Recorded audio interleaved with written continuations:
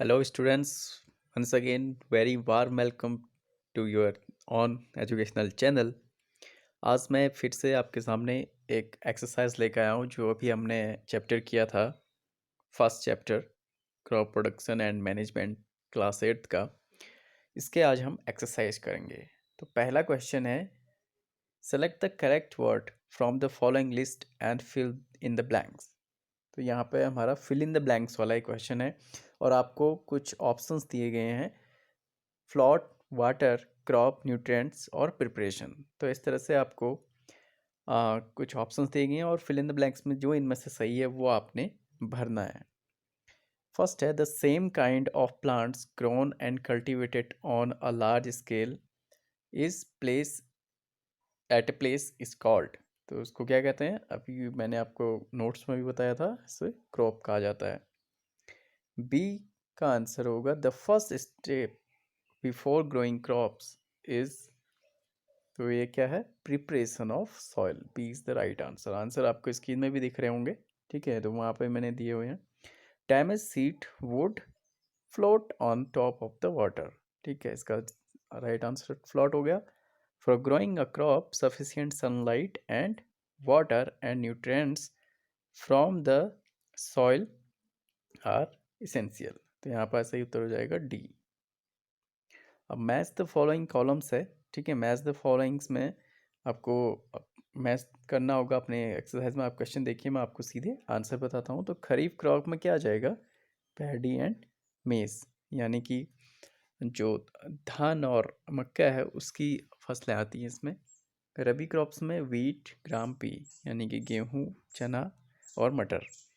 Chemical fertilisers होते हैं urea and super sulphate. अगर आपने नोट्स ना देखे हों तो इसके पहले नोट्स ज़रूर देख लीजिएगा, उसमें हमने ये सब क्लियर किया है।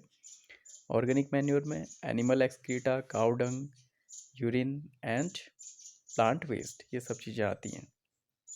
ऐसे ही थर्ड क्वेश्चन आपका है, give to examples of each. तो रबी क्रॉप और खरीफ क्रॉप के आपने दो एग्जांपल देने हैं।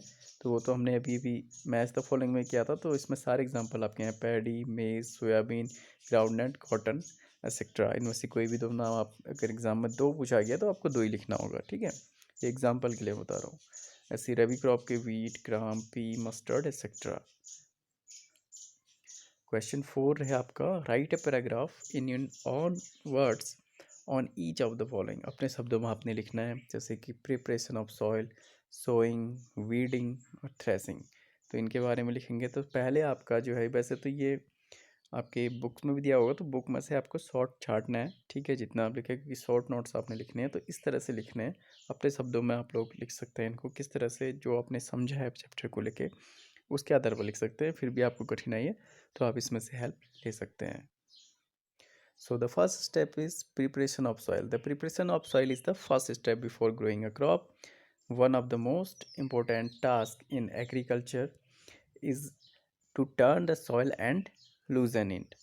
This allows the root to penetrate deep into the soil. The loosened soil helps in the growth of earthworms and microbes, which are friends of the farmer and add humus to it or to the soil. ऐसे लिख सकते हैं। Also, turning and loosening of the soil brings the nutrient-rich soil to the top so that plant can use these nutrients. तो इस तरह से आप कोई भी अपना शॉर्ट नोट बना सकते हैं, आपकी बुक में भी दिया है। ऐसे ही सोइंग का क्या हो जाएगा शॉर्ट नोट में, sowing is the most important part of crop production. Before sowing, good quality seeds are selected. Good quality seeds are clean and healthy seeds of a good variety. Seeds can be sown by seed drill or manually, ठीक है, seed drill के द्वारा ही कर सकते हैं या manually भी किया जा सकता है। वीडिंग, वीडिंग तो हमने नोट्स में भी पढ़ा था। वीडिंग क्या है, weeding are unwanted plants that grown along with crops and removal of weeds is known as weeding. Weeding can be removed either manually by using tools like khurpi or by using weedicides like 2,4-D. Okay, these are spread in the field to kill the weeds. Threshing में क्या है, the process of separation of grain from the chaff is called threshing. This is carried out with the help of machine called combine, ठीक है, which is in the fact of combined harvester and thresher. तो ये था इसके notes. अगला प्रश्न है explain how fertilizers are different from manure, यानी कि जो फर्टिलाइजर्स है वो मैन्योर से किस तरह से अलग होते हैं। ठीक है, तो जब भी आपको अगर इस तरह से डिफरेंस देना होता है तो इस तरह से अगर आप टेबल बना के प्रस्तुत करते हैं तो वो ज़्यादा इफेक्टिव होता है। तो यहाँ पर आंसर देखिए, the main differences between fertilizers and manure are as follows. इस तरह से आप लिखेंगे, सीरियल नंबर डालेंगे, फिर फर्टिलाइजर्स लिखेंगे और फिर मैन्योर्स। तो पहला यहाँ पे जो इनमें डिफरेंस है वो है fertilizers is an inorganic salt. ये क्या है, एक अकार्बनिक लवण है। ठीक है, मैन्योर क्या है, manure is a natural substance obtained by the decomposition of cattle dung, human waste and plant residues. यानी कि ये क्या होता है, ये नेचुरल सब्सटेंस है, प्राकृतिक है। ठीक है, अप्राकृतिक नहीं है, प्राकृतिक है, जो केवल और अपघटन के द्वारा जो है बनता है। किसके, काउ डंग से, ह्यूमन वेस्ट से और प्लांट रेजिड्यूज से। ये हमने नोट्स में भी पढ़ा था। Fertilizer is prepared in factories, और फर्टिलाइजर जो है क्योंकि कृत्रिम है, नेचुरल नहीं है, तो ये फैक्ट्रीज में बनता है। ऐसे ही मैन्योर जो है, मैन्योर को आप जो है फील्ड में बना सकते हैं। ठीक है, मेनली फील्ड में बनता है या खेतों में। Fertilizer does not provide any humus to the soil, और फर्टिलाइजर जो है ह्यूमस को, आपको पता है कि ह्यूमस का बहुत बड़ा रोल होता है किसी भी प्लांट की अच्छी ग्रोथ के लिए। ठीक है, जो उर्वरा शक्ति को बढ़ाता है किसी भी सॉइल की, फर्टिलाइजिंग पावर को, तो ह्यूमस को ऐड नहीं करता, लेकिन मैन्योर जो है provides a lot of humus to the soil. ठीक है, ऐसे ही fertiliser are rich in plant nutrients like nitrogen, phosphorus and potassium, NPK। Fertiliser में ये तीन चीज़ होती है, नाइट्रोजन, फास्फोरस और पोटेशियम।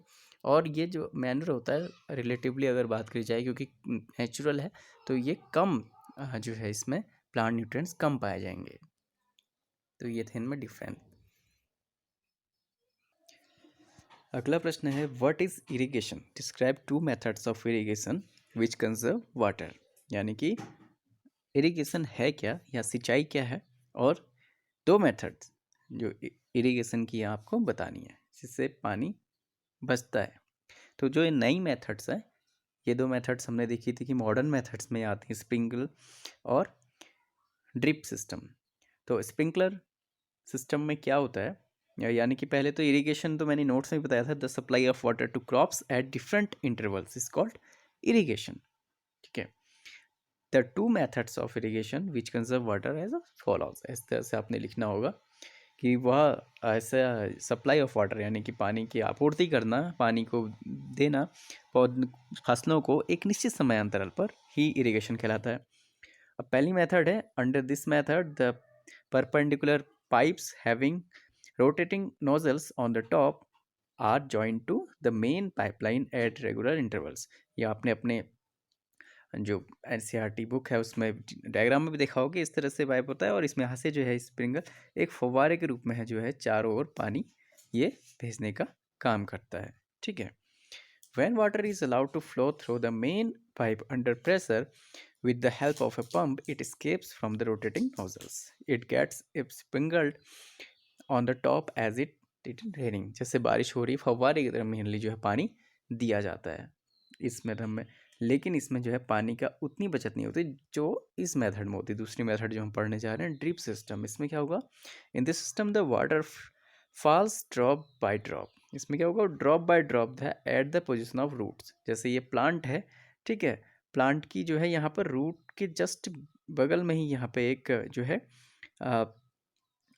पाइप जैसा बनाया जाता है, जिससे क्या एक एक बूंद करके जो है पानी गिरता है। It is the best technique to watering fruit plants, gardening and trees. जैसे जो फल देने वाले पौधे हैं और गार्डन्स में और पेड़ों को पानी देने की बेस्ट टेक्निक है। Water is not wasted at all. यहाँ पे बिल्कुल ही पानी वेस्ट नहीं हुआ, क्योंकि सीधे पानी जड़ों पर दिया जा रहा है और बूंद बूंद करके दिया जा रहा है। जितनी एक पौधे को ज़रूरत होती है उसी हिसाब से आप दे सकते हैं। It is a boon in region where availability of water is poor. जहाँ पर क्या है, पानी की कमी है, पानी की कमी वहाँ के लिए एक वरदान साबित होती है ये मेथड। अगला क्वेश्चन देखते हैं, if wheat is sown in the kharif season what would happen, discuss. आप खरीफ क्रॉप में जो है, मान लीजिए आपने गेहूं बो दिया, जबकि ये क्या है, रबी की फसल है, अभी हमने डिस्कस किया था, नोट्स में भी पढ़ा था। तो क्या असर पड़ेगा इसका, ये आपने बताना है। तो स्टूडेंट्स इस क्वेश्चन का आंसर क्या होगा कि wheat is a rabi crop, hence it required cold climatic conditions to be grown proper way, okay, properly. If it is shown in the kharif season, it will not grow or may get destroyed due to excessive rains in the kharif season. तो क्या है कि ये जो wheat होता है इसमें गेहूं में गए तो कम पानी की आवश्यकता होती है और ये ठंडे मौसम में ही उगता है। अब हम इसे अगर रेनी सीजन में यानी कि समर में बो दें, समर या रेनी सीजन में, तो क्या होगा, खरीफ के सीजन में अगर बोएं तो बारिश के कारण ये ख़राब हो जाएगी, क्योंकि अगर खरीफ क्रॉप्स में देखें तो चावल वगैरह आते हैं तो चावल को पानी की आवश्यकता ज़्यादा होती है, इसलिए उसे खरीफ सीजन में बोया जाता है, समर में। ठीक है, अब अगला देखिए, explain how soil get affected by the continuous plantation of crop in a field. ये अभी मैंने डिस्कस भी किया था आपसे, नोट्स जब बताए थे इससे पहले लेसन में, कि कंटिन्यूस प्लांटेशन अगर हम कर रहे हैं किसी एक ही क्रॉप का एक सॉइल में तो उसका क्या असर पड़ता है। Soil supplies minerals nutrients to the crop. These nutrients are essential for the growth of plants. Continuous growing of crop in the same field makes the soil poorer in certain nutrients. ठीक है, अगर हम continuously grow करेंगे crops को तो कुछ जो nutrients हैं उनकी कमी हो जाएगी। ठीक है, एक ही क्रॉप को अगर हम एक ही फील्ड में कर रहे हैं, this makes the soil infertile. ठीक है, इससे क्या हो जाएगी, वो इनफर्टाइल हो जाएगी, यानी कि उसकी उर्वरा शक्ति जो है, उपजाऊ जो क्षमता है वो कम हो जाएगी, खत्म हो जाएगी। And then to replace the soil with nutrients farmer need to add manures to the soil. इसलिए फार्मर को जो है मैन्यूअर्स ऐड करना ज़रूरी हो जाता है। ठीक है, या तो मैन्यूअर्स ऐड करें और अल्टरनेटिव अगर क्रॉप मेथड का अपनाया जाए तो वो ज़्यादा बेहतर रहता है। अगला देखिए, what are weeds, how can we control them. The undesirable plants में grow naturally along with the crop are called weeds. There are many ways to remove weeds and control their growth.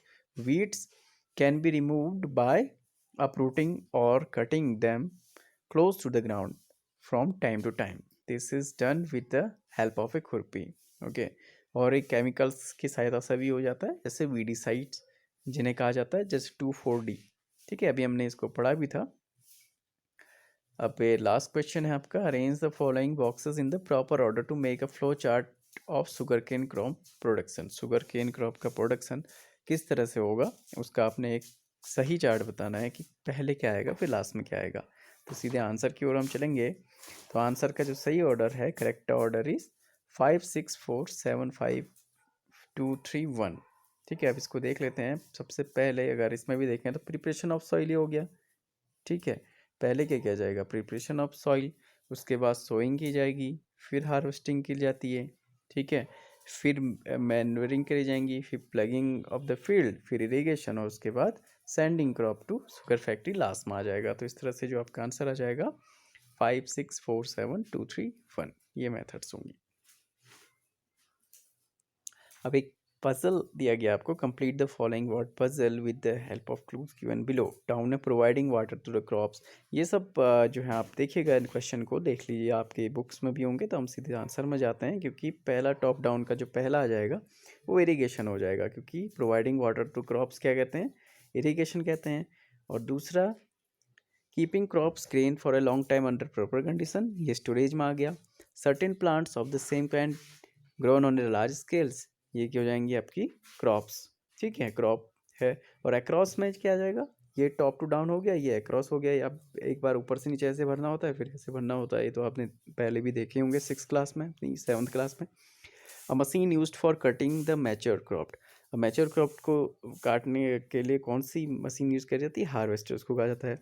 और एवी crop that is also one of the pulses, pulses के रूप में भी क्या रहती है, वह ग्राम, चने की हम दाल भी खाते हैं। ठीक है, a process of separating the grain from chaff, threshing ये हो गई। ठीक है, विनोविंग इसे बोला जाता है। तो इस तरह से जो है आपका ये हमारे जितने आंसर्स थे आपका पूरा चैप्टर के कंप्लीट हो गए हैं। उम्मीद करता हूँ आपको ये एक्सरसाइज सही लगी होगी, क्लास 8 साइंस की चैप्टर 1 की एक्सरसाइज।